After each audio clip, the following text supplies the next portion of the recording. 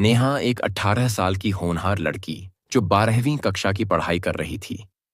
उसकी जिंदगी साधारण लग सकती थी, लेकिन उसके इरादे असाधारण थे। नेहा पढ़ाई में जितनी मेहनती थी, उतनी ही अपनी सपनों को पूरा करने के लिए प्रतिबद्ध भी। नेहा के पिता नेहा को और आगे पढ़ाना चाहते थे और सोचते थे कि अपनी बेटी को एक सरकारी अफसर बनाएंगे। लेकिन नेहा पढ़ने लिखने में बिल्कुल भी होशियार नहीं थी। ना ही वह मन लगाकर पढ़ाई लिखाई किया करती थी और ना ही अपने माता पिता की बात को माना करती थी। नेहा का शौक था कि वह गांव के लड़कों के साथ रहा करती थी, उनके साथ खेला कूदा करती थी और उन्हीं से बातचीत किया करती थी। नेहा के माता पिता ने उसको समझाने का भरपूर प्रयास किया था कि वह एक लड़की है और लड़कियों जैसा व्यवहार करें और लड़कियों के जैसे कपड़े पहने, लेकिन नेहा उनकी बात मानती नहीं थी। वह लड़कों के जैसे कपड़े पहना करती थी और अक्सर लड़कों में खेला करती थी, जिस वजह से नेहा का पढ़ाई लिखाई में बिल्कुल भी मन नहीं लगता था। एक दिन नेहा के पिता को गुस्सा आ जाता है और अपनी बेटी को डांटने लगते हैं और कहते हैं कि मैंने कई बार तुम्हें समझाने की कोशिश किया, लेकिन तुम मानती नहीं हो। मुझे तो लगता है कि तुम लड़की ही नहीं हो, बल्कि तुम तो एक किन्नर हो। इसी वजह से तुम लड़कों में रहती हो, लड़कों के साथ में खेलती हो। अब नेहा को अपने पिता की यह बात बुरी लग जाती है और अपने मन में वह एक ऐसा प्लान बना लेती है। उसके बाद अपने पिता के साथ एक ऐसा कांड कर देती है जिसकी किसी ने कल्पना भी नहीं की थी।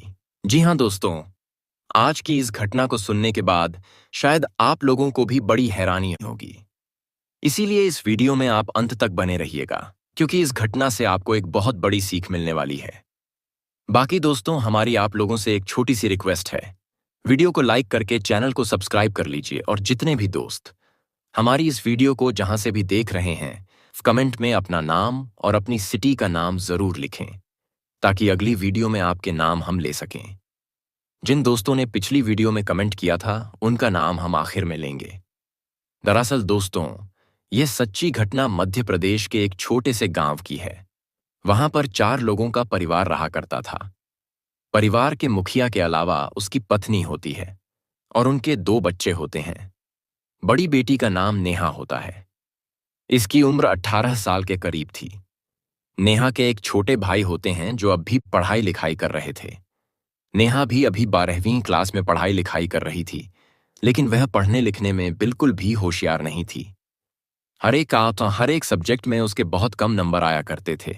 उसके पिता का सपना था कि वह अपनी बेटी को पढ़ा लिखाकर एक सरकारी अफसर बनाएंगे, लेकिन वह पढ़ाई लिखाई बिल्कुल भी नहीं किया करती थी और अपने माता पिता की बात भी नहीं माना करती थी।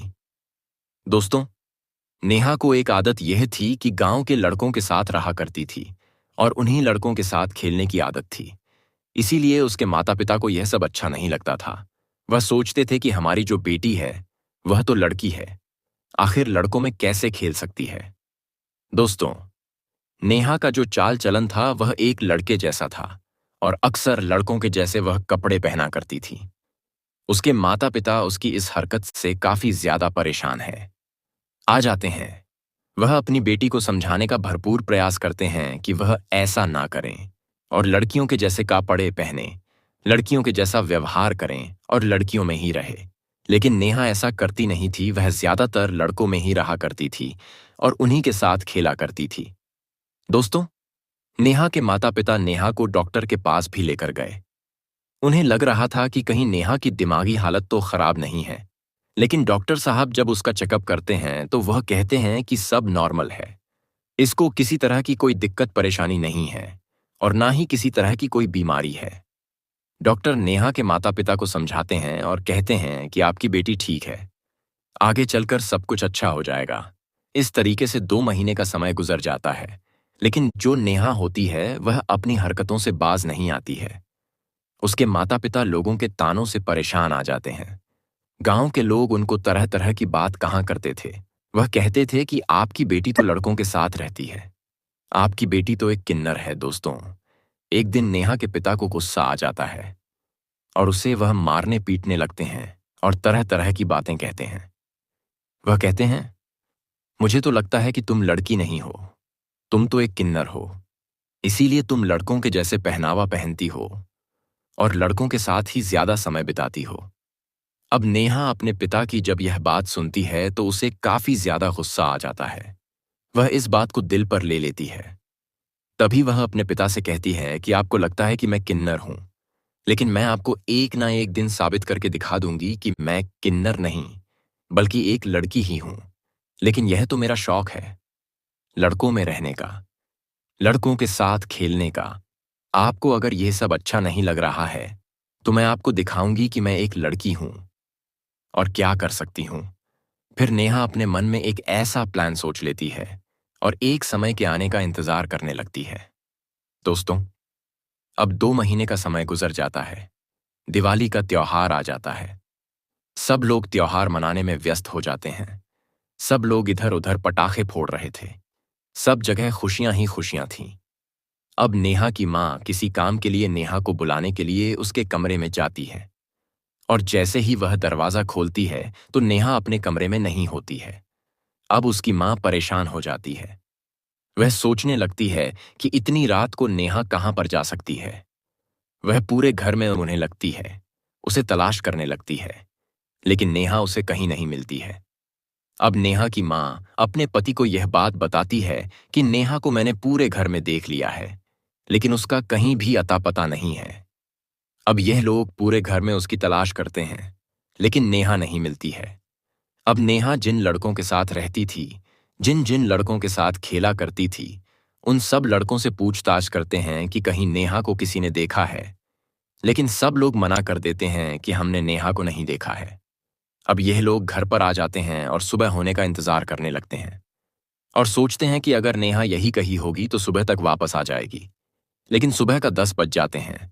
यह लोग इंतजार करते करते थक जाते हैं।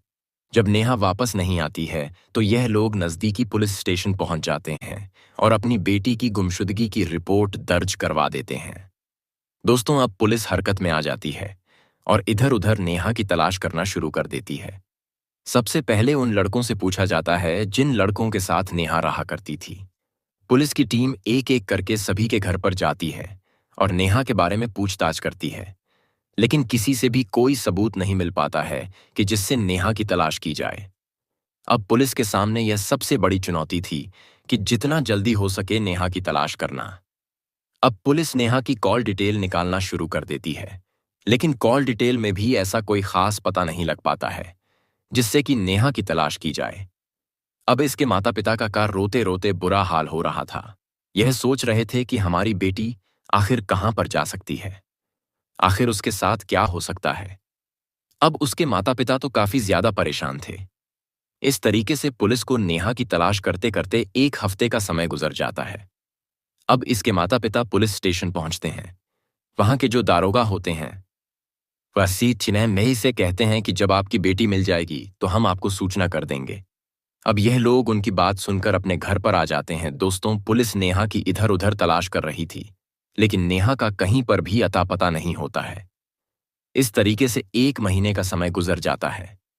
नेहा के माता पिता फिर से पुलिस स्टेशन पहुंचते हैं और दारोगा साहब से पूछने लगते हैं कि क्या हुआ, हमारी बेटी का कोई पता चला। दारोगा साहब कहते हैं कि नहीं, आपकी बेटी का कुछ भी पता नहीं चला है, हम उसकी तलाश कर रहे हैं। अब इसकी तलाश करते करते 8 महीने का समय गुजर जाता है। अब इसके माता पिता फिर से पुलिस स्टेशन पहुंचते हैं और अपनी बेटी के बारे में पूछते हैं। अब वहां के जो दारोगा साहब होते हैं वह कहते हैं कि हमने आपकी बेटी का जो केस है वह बंद कर दिया है, फाइल बंद कर दी है, क्योंकि आपकी बेटी नहीं मिल पा रही है, वह पता नहीं कहां पर चली गई है, इसीलिए हमने आपकी बेटी की फाइल बंद कर दी है। अब यह लोग भी क्या कर सकते थे, मुंह लटकाए हुए अपने घर पर आ जाते हैं और इस हादसे को भूलने का प्रयास करने लगते हैं। दोस्तों, अब धीरे धीरे 1 साल का समय गुजर जाता है। इसके माता पिता अपनी बेटी को भूल जाते हैं, लेकिन अचानक एक दिन ऐसा आता है कि नेहा अपने माता पिता के सामने अचानक से आकर खड़ी हो जाती है।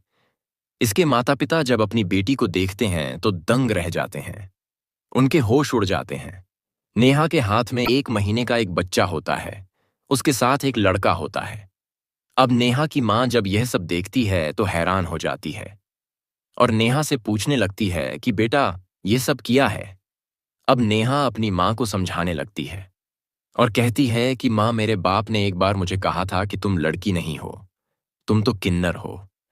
इसीलिए मैं उनको साबित करके दिखाना चाहती थी कि मैं एक लड़की ही हूं और मैं क्या कर सकती हूं। इसीलिए मैंने यह कदम उठाया। यह जो बच्चा है, यह मेरा ही बच्चा है। और यह जो लड़का खड़ा हुआ है, यह मेरा पति है। मैंने इससे कोर्ट मैरिज कर लिया है। अब उसकी माँ जब यह बात सुनती है तो खुश हो जाती है और बच्चे को अपनी गोद में ले लेती है। दोस्तों, नेहा के जो पिता होते हैं, उनकी आंखों में आंसू आ रहे थे। वह अपनी बेटी के पास आकर खड़े हो जाते हैं और अपनी बेटी से कहते हैं कि बेटा, मुझे माफ कर दो। मुझसे बहुत बड़ी गलती हो गई है। मैंने बिना फालतू के तुम्हारे ऊपर शक किया था। अब नेहा की माँ उससे कहती है कि तुम दोनों को हम अपना लेंगे। तुम यहीं पर रहना। हमें किसी तरह का कोई पछतावा नहीं है। अब नेहा अपनी माँ की बात मान जाती है और वहीं पर रहने लगती है। दोस्तों, हमारे समाज में जो इस तरह के लोग होते हैं, जो अपने बच्चों पर शक करते हैं, अपने बच्चों को डांटते हैं, उनको गालियां देते हैं, तो इस तरह का काम दोस्तों आप बिल्कुल ना करें। पता नहीं आपकी कौन सी बात आपके बच्चों को बुरा लग जाए और वह एक ऐसा कदम उठा ले जिसके बाद आपको पछतावा करना पड़े। दोस्तों, इस कहानी को सुनाने का मकसद आप लोगों को परेशान करना या आपका दिल दुखाना नहीं है, बल्कि आपको जागरूक और सचेत करना है। दोस्तों, जाते जाते जालंधर पंजाब से अर्जुन सिंह, बिरजू मुजफ्फरपुर, राम बच्चन मुजफ्फरपुर से दोस्तों मिलेंगे। फिर एक नई वीडियो में। आप अपनों का ख्याल रखें।